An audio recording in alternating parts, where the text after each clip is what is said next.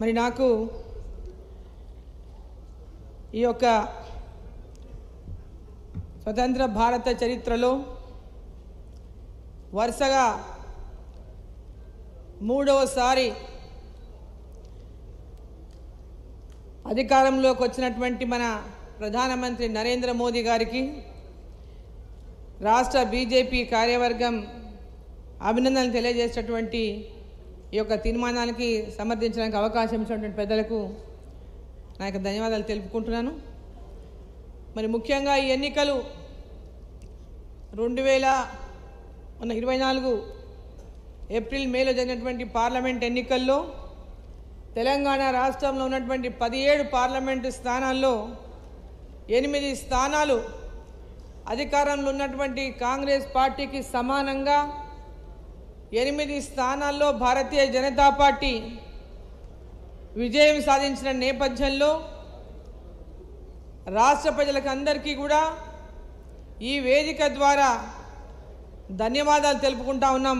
Bharatiya Janata party రాష్ట్ర కార్యవర్గం అంతా కూడా మొన్న ఎన్నికల్లో మనం చూసినాం. ఈ యొక్క అధికార పార్టీ ఎన్ని రకాలుగా భారతీయ జనతా పార్టీ పెద్ద ఎత్తున స్థానాలు గెలుస్తూ ఉంది. తెలంగాణ రాష్ట్రంలో మొన్న జరిగినటువంటి అసెంబ్లీ ఎన్నికల్లో బీఆర్ఎస్ పార్టీ మీద ఉన్నటువంటి వ్యతిరేకతతోనే కాంగ్రెస్ పార్టీకి ఓటు ఇచ్చి అధికారంలోకి తీసుకొచ్చిండ్రు.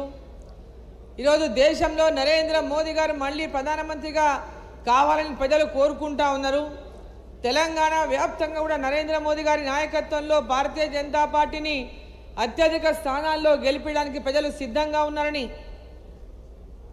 అనేక సర్వేలు తెలిపినటువంటి నేపథ్యంలో కాంగ్రెస్ పార్టీ చివరికి ఓటమి భయంతో ఆ 8 స్థానాలు కూడా రావనేటటువంటి నమ్మకం 3-4 స్థానాల కంటే ఎక్కువ గెలవదు అని అన్ని సర్వేలు చెప్పినటువంటి నేపథ్యంలో ఏ విధంగానైనా ఈ యొక్క గెలుపును అడ్డుకోవాలని అనేక రకమైనటువంటి కుట్రలు పన్నింది కాంగ్రెస్ పార్టీ.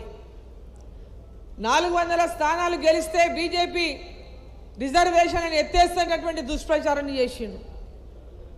ఆ దుష్ప్రచారాన్ని చేసి ప్రజల లోపల పెద్ద ఎత్తున అనుమానాలు రేకెత్తే విధంగా అనేకమైన సోషల్ మీడియాలో కానీ పబ్లిక్ సభలలో కానీ అనేక రకాలుగా భారతీయ జనతా పార్టీ పైన నరేంద్ర మోదీ గారి పైన అనేకమైనటువంటి కుట్రలు పడడమే కాదు, నరేంద్ర మోదీ గారి పైన కూడా చెప్పలేనటువంటి భాషలో కూడా వారు మాట్లాడడం జరిగింది. రాష్ట్ర ముఖ్యమంత్రిగా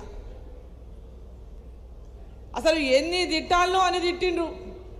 మన ప్రధానమంత్రి గారిని, భారతీయ జనతా పార్టీని పోటీ చేసినటువంటి అభ్యర్థులని ఎట్టి పరిస్థితుల్లో భారతీయ జనతా పార్టీని ఇక్కడ ఎదగనీయరాదు, సీట్లు గెలవనీయరాదని ఎన్ని రకాలుగా అధికారాన్ని అంతా ఉపయోగించి ఇక్కడ రాజకీయాలు చేసినప్పటికీ కూడా ఆయన సొంత నియోజకవర్గం, సొంత ముఖ్యమంత్రిగా కొడంగల్ నుంచి ప్రాతినిధ్యం వహిస్తూ మహబూబ్ నగర్ పార్లమెంటును, చేవెళ్ల పార్లమెంటును నేను గెలిపించుకునే బాధ్యతలు తీసుకుంటా, ఇన్ఛార్జిగా వ్యవహరిస్తా అని చెప్పుకున్నటువంటి రేవంత్ రెడ్డి గారు ఆ తర్వాత మరి ఇన్ఛార్జిగా పక్కన తప్పుకొని ఓడిపోతున్నామని తెలిసి వేరే వాళ్ళని నామమాత్రంగా ఇన్ఛార్జి ప్రకటించారు. కానీ ఆ నియోజకవర్గాల్లో మహబూబ్ నగర్లో దాదాపు 10 నుంచి 11 సార్లు పర్యటించండి. ప్రతి నియోజకవర్గంలో కూడా ఓడిపోతే నాకు ముఖ్యమంత్రిగా అవమానమైనటువంటి ప్రచారం కూడా చేసుకున్నారు. అనేక రకాలుగా ఒక్కొక్క పార్లమెంటు స్థానంలో ప్రచారానికి వెళ్ళినప్పుడు అక్కడ ఉన్నటువంటి దేవుళ్ళ మీద కూడా ప్రమాణాలు చేసిండు. అబద్ధ ప్రమాణాలు చేసిండు. చెయ్యని పనులన్నీ చేసుకున్నామని చెప్పిండు. అనేక రకాలుగా భారతీయ జనతా పార్టీ మీద అపనమ్మకాన్ని సృష్టించే ప్రయత్నం చేసిండు.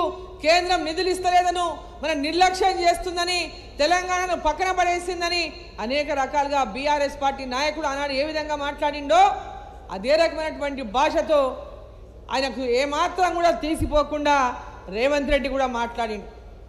ఎన్ని రకాలుగా తెలంగాణ ప్రజల్ని పార్లమెంటు స్థానాలను అత్యధికంగా గెలవనీయకుండా అడ్డుకోవాలని ప్రయత్నం చేసినా తెలంగాణ ప్రజలంతా కూడా నరేంద్ర మోదీ గారు మళ్ళీ ప్రధానమంత్రి కావాలి, తెలంగాణ నుంచి అత్యధిక స్థానాలు ఇవ్వాలి, తెలంగాణను అభివృద్ధి చేసుకునేటటువంటి లక్ష్యంతో తెలంగాణ ప్రజలు ఇవాళ 8 స్థానాల్లో మంచి మెజార్టీతో ఇవాళ పార్లమెంటుకు పంపినారు మన భారతీయ జనతా పార్టీ అభ్యర్థులని చెప్పి సందర్భంగా నేను తెలియజేస్తా ఉన్నా. ఈరోజు తెలంగాణ వ్యాప్తంగా కూడా ప్రజలంతా కూడా కోరుకున్నారు ఒక బలమైనటువంటి నాయకత్వం ఉన్నటువంటి ప్రతి చోట కూడా ఈ యొక్క అధికార పార్టీని ఎదుర్కోవాలంటే ఖచ్చితంగా ఒక గట్టి ఆపోజిషన్ ఉండాలని, గట్టిగా ఈరోజు ఇక్కడ మాట్లాడేటువంటి వ్యక్తులు ఉండాలని, పార్లమెంటు స్థానాల్లో అసెంబ్లీ స్థానాల్లో మరి గెలిపించిన విషయాన్ని మరోసారి నేను గుర్తు చేస్తా ఉన్నా. ఈరోజు వచ్చేటటువంటి భవిష్యత్తులో స్థానిక సంస్థల ఎన్నికలు కానీ, స్థానిక సంస్థల ఎన్నికలు మన త్వరలోపలనే రాబోతున్నాయి. జనవరిలోనో ఎప్పుడో ఆయన ఎన్నికలు పెట్టడానికి సిద్ధమైతా ఉంది రాష్ట్ర ప్రభుత్వం.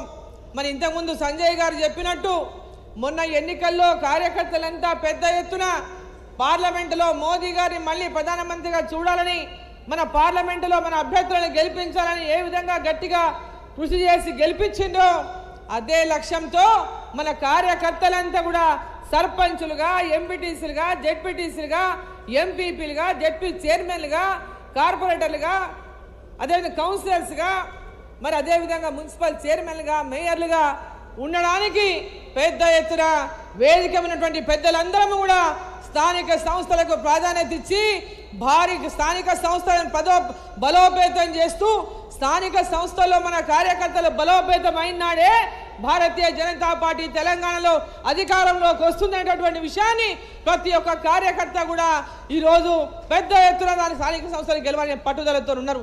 ఆ పట్టుదలను ఈ ఎన్నికల్లో జరిగినటువంటి గెలుపును స్ఫూర్తిగా తీసుకొని ప్రతి కార్యకర్త కూడా గ్రామాల లోపల నరేంద్ర మోదీ గారి యొక్క కేంద్ర ప్రభుత్వం పథకాలను ప్రతి గ్రామంలో ఉన్నటువంటి ప్రజలకు తెలియజేసి అవగాహన కల్పించి ప్రజల యొక్క మన్ననలు పొంది స్థానిక సంస్థల్లో కూడా భారతీయ జనతా పార్టీ గెలుపు సాధించే విధంగా కృషి చేయాలని చెప్పి మీకు అందరికీ అండగా వేదిక ఉన్నటువంటి పెద్దలందరం కూడా స్థానిక సంస్థల్లో గెలిపే లక్ష్యంగా పనిచేస్తామని మీకు ఈ సందర్భంగా నేను తెలియజేస్తా ఉన్నా.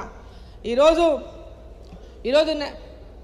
ప్రధానమంత్రి నరేంద్ర మోదీ గారు మూడవసారి ప్రధానమంత్రిగా ఈ దేశంలో కాకూడదని ఎన్నో రకాల ఐఎన్డీఏ పెద్ద ఎత్తున ప్రయత్నాలు చేసినప్పటికీ కూడా, ఎన్నో రకాల అడ్డుకునేటటువంటి ప్రయత్నం చేసినప్పటికీ కూడా ఈ దేశ ప్రజల యొక్క ఆకాంక్షను ఈరోజు